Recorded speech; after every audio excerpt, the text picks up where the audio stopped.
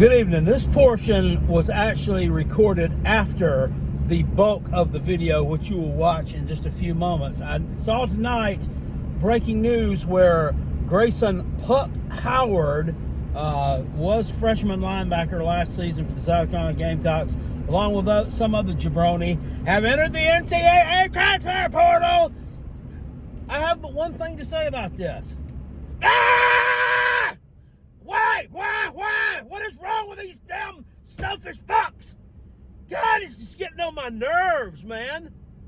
You can't have a goddamn team if that. Why don't all of you just fucking run away? Why don't y'all just leave? Just all of you just freaking leave.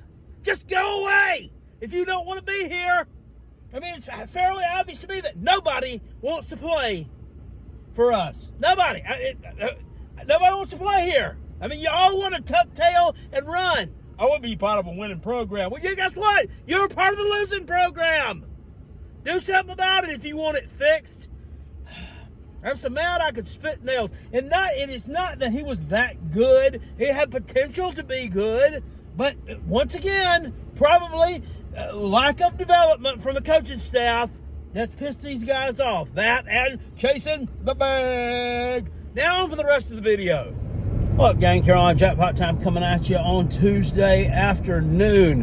Hope everyone's having a good day today. Boys, were some really exciting college football playoff games yesterday evening, weren't they?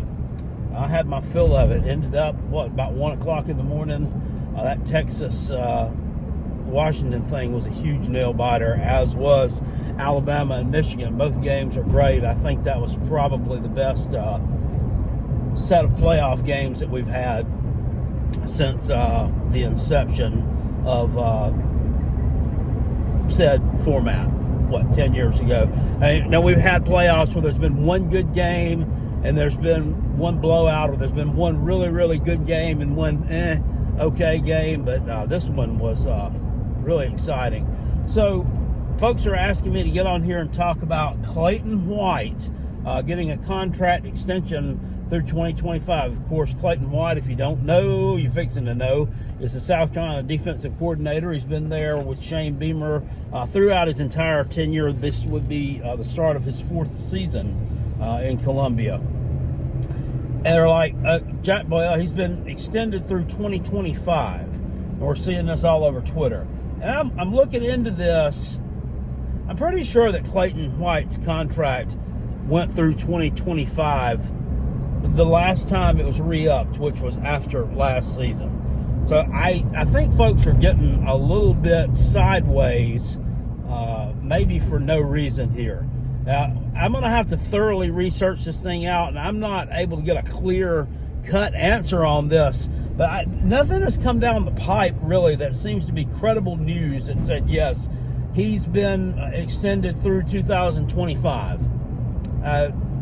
Nothing that looks like it's anything official that came from the university. So until I see that, but he's done through 2025. He's already signed through 2025. So it's really not that big of a deal. What is a big deal is that he's still employed at the University of South Carolina. That's the problem. Okay, the fact that they gave him a contract extension last year is not the problem per se to what I'm talking about here. The problem is he was extended, period, and that he's still there. Last year's defense was absolutely atrocious. We ranked near the bottom in several statistical categories, and there's sunshine pumping Gamecock fans all over my feed. They'll get in my comment section here on this platform. They get over on Twitter, and they're like, well, I mean, look what it did in the last 3 games of the season after we switched to the 3-3-5. You played Vanderbilt, can't move the ball. You played Kentucky, another team, sometimes can move the ball, normally can only move the ball on the ground, still moved the ball on the ground on you, but did nothing through the air, so can't move the ball. And then Clemson, can't move the ball. Had like 3 receivers hurt. And yet still, Clemson, still another team that abused you on the ground. Maybe, you did shut down their passing game, but, did you really do anything by shutting their passing game down? Because they had a horrible passing game. Now, they found something in the Kentucky game, but, I'm not going to beat my chest so much over that. I'm more pissed about losing the game 16-7 than I am shouting from the rooftops with, joy, find some joy, that we held their defense or their offense out of the end zone. I don't care. You lost the freaking game. And Clayton White it's been a huge problem. For 3 years, his defense has been a problem. No one could see that in 2021 and 2022 because they were directing all the ire at Marcus Satterfield and his terrible offense. But his defenses have been below average every year. And they still gave him a contract extension because we beat Tennessee and Clemson. Well, he still gave up a ton of yards to both of them. Jeez, you couldn't stop the run against Clemson in 2022. You know how you stopped Clemson from running the ball? Dabo stopped running the ball, and they tried to win it with the ukulele. That's how you stopped Clemson from running the ball. Didn't do anything. So the fact that he's still there is pisses me off, and the contract extension is just whatever. His contract is like $1.2 million a year. Very easy buyout if they wanted to get rid of him, but they're not going to do it. It's too late right now in the grand scheme of things to make changes.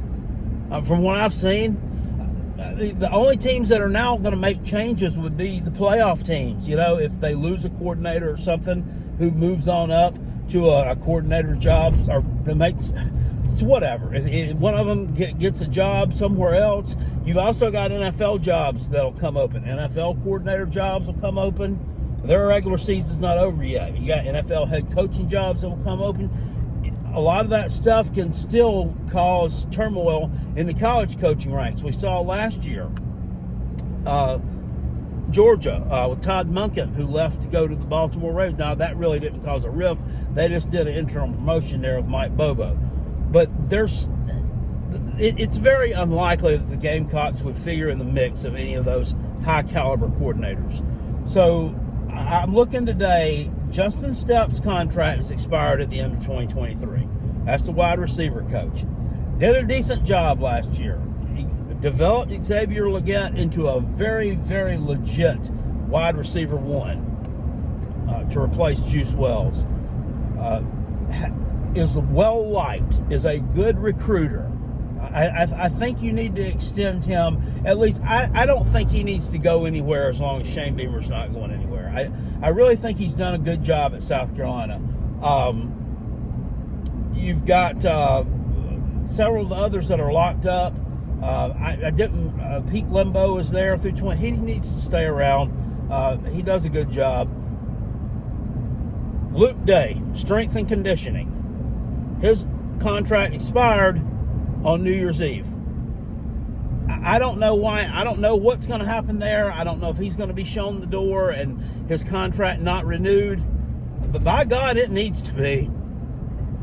How many soft tissue injuries did we deal with this year? It was literally worse than any team in the Power 5. It was awful. That was an embarrassment. And unfortunately for Luke Day, it may have been just a ton of misfortune. But it's going to cost him his job, or it should cost him his job, because someone has to be held accountable for this. We don't just say, you can't keep chalking things up to bad luck. Misfortune. It's poor conditioning more than likely. Because it doesn't happen anywhere else. Has that happened in any of his previous stops? No. And it didn't happen at South Carolina in 2021 and 2020. Maybe that was the luck. Maybe that was the lucky part, that he didn't have a bunch of injuries on those teams. Sometimes people that aren't really good at their jobs, kind of skate by on luck for a little while, and then things catch up to them. Somebody can turn in a fake resume for a really good job, and they can land that really good job, and they can skate by on luck for a while, 6 months, 9 months, a year, before they're asked to perform an assignment that's really going to require them to have the attributes that they put in their resume that they don't have. He needs to be gone. Our buddy Gamecock Chuck did a video a couple of days ago and was talking about the attendance at the Gator Bowl and how, we had some Gamecock fans bashing the attendance at the Gator Bowl. There weren't a lot of Clemson fans. It looked like there were a lot to me, but I really didn't watch that game that much. That showed up, and there wasn't that many Kentucky fans there. And Gamecock Chuck was talking about how, Clemson has championship aspirations, and that's why, their fans didn't show up in droves to a game against a Kentucky team that comes in at 7-5, Clemson at 8-4. Still a really good end to the season, but a disappointing middle of the season, a disappointing first game of the season, which kind of threw them into a tailspin off the get-go. I don't know if I'm really so sold on Clemson fans just believing in nothing but championships.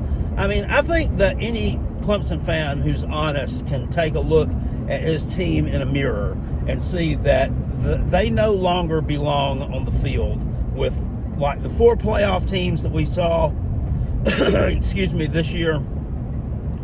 They don't belong on the field with any of them. Before we get up on our soapbox and I get them in the comment section, what did the Gamecocks do? I'm not saying the Gamecocks belong on the field with them either. Okay, let's just make that little factoid there known, Tater Man.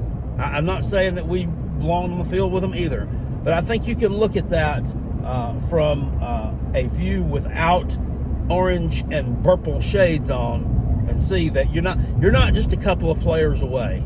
You're not just one wide receiver away. You're a long way away. You're a long ways off.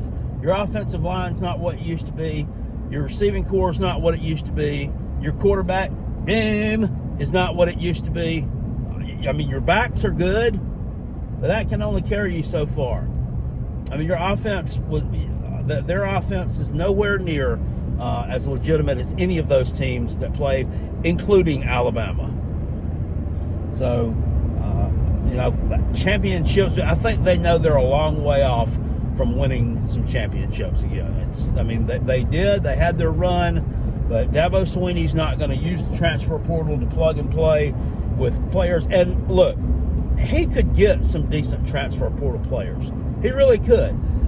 All the 18, 19, 20-year-old, 21-year-olds out there who play college football, 95% of them, I dare say 99%, unless they play for South Carolina or something, they don't have the disdain for Clemson that I do, okay? I wouldn't set foot on that place with your shoe. But they're not like that. He could get some players there. He could get some kids to believe the baloney that he's dishing out. And that championship pedigree would get some guys there. Just won't do it. He just won't do it. It's hard-headedness, it's stubbornness, and he wants to show the world that his way is the right way and that I was right all along and blah, blah, blah. And a lot of people are sitting around here the past few weeks when we started seeing all the opt-outs of the bowl games, and we started seeing all the transfer portal attrition everywhere and all that BS, and they're like, well, Dabo was right. Dabo was right. He was right.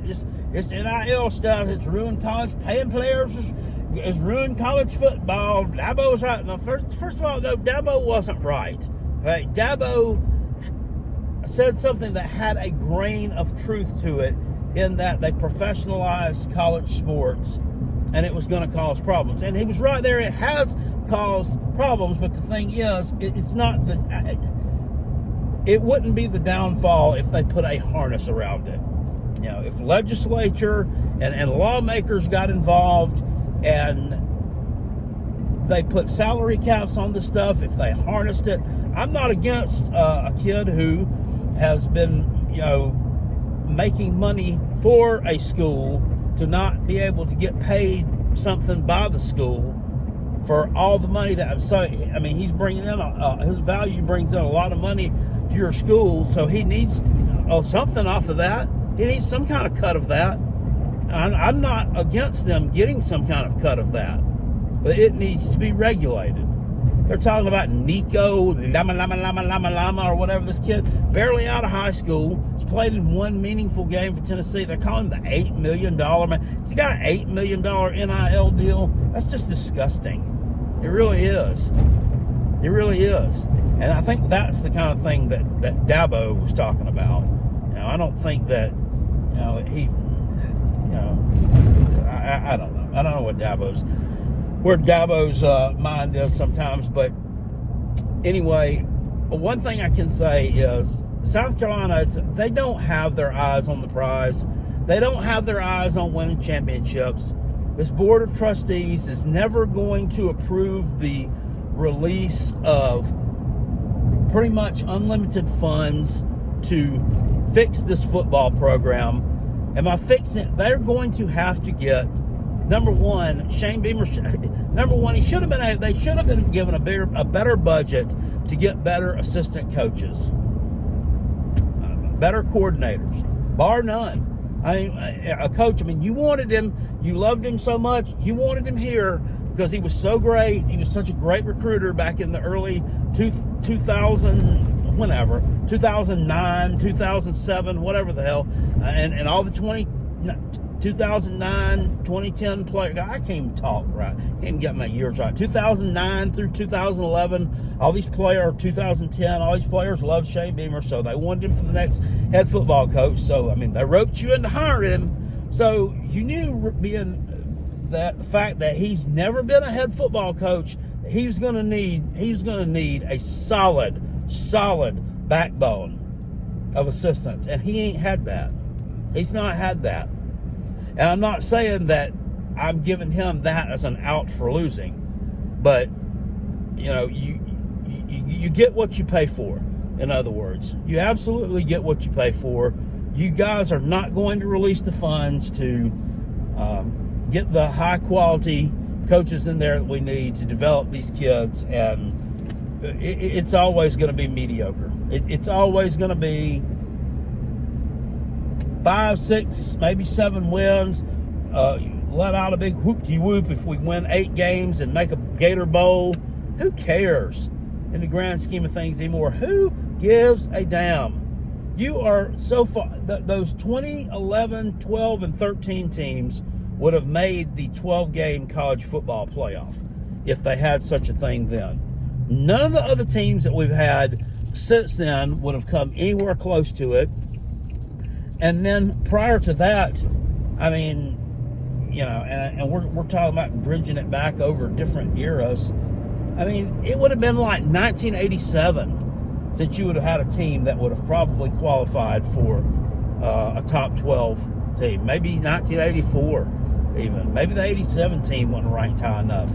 I think it was a better team than 1984. Played a tougher schedule, but it doesn't matter. They don't have a championship mindset there, which Gamecock Chuck is absolutely right in saying that, and they're not going to. I don't know really what the difference is at the top between a Clemson and a South Carolina, where Clemson did for a while have that championship mindset. Is it athletic director? Is it your board of trustees? Is it your high-level donors? Is it your fans? Is it the players? South Carolina's recruited what? We've had 3 5-stars now over the past, since the 2020 recruiting cycle. There's been 3 5-stars coming there. Prior to that, your 5-star was who? Was Jadeveon Clowney the last 5-star prior to them? I think he was. Well, I mean, I think that speaks for himself. He made a heck of a career for himself in college. In the NFL, not so much. But Jordan Birch, 5-star. Everybody wanted him. He comes to South Carolina. He's a wet fart. He's not any good. He transferred out to Oregon. Still not any good. He didn't do anything out there either.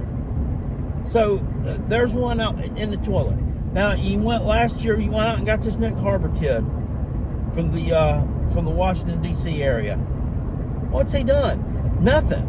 And I mean, we say, okay, he's got this unique blend of sprinter speed and Olympic level sprinter speed and size, and my God, he's going to be able to do just unholy things on a football field. He hasn't done anything. He hasn't done any of that. And the excuse that we hear is, well, he can't catch the football. He can't run routes. He's never played this position before. Here's an idea. First of all, if he's never played that position before, why you might have him playing at college? Maybe it's because that you think that's what he wants to be developed for, to be in the NFL. I don't know. But that's another 5-star that, I'm not going to say he's a bust. He's fizzled out because he's played 1 year. We're going to give him more than 1 year. Jordan Burch was definitely a bust. This guy, I mean, he has another season like last year. He's on his way to being a bust. So there's a problem there with developing these high-caliber athletes that you get in. What's Dylan Stewart going to do? This is a guy that can probably step on the field and, if not be a starter, make a huge impact from game one. He's that good. I mean, is he going to get developed? Who knows? Who knows?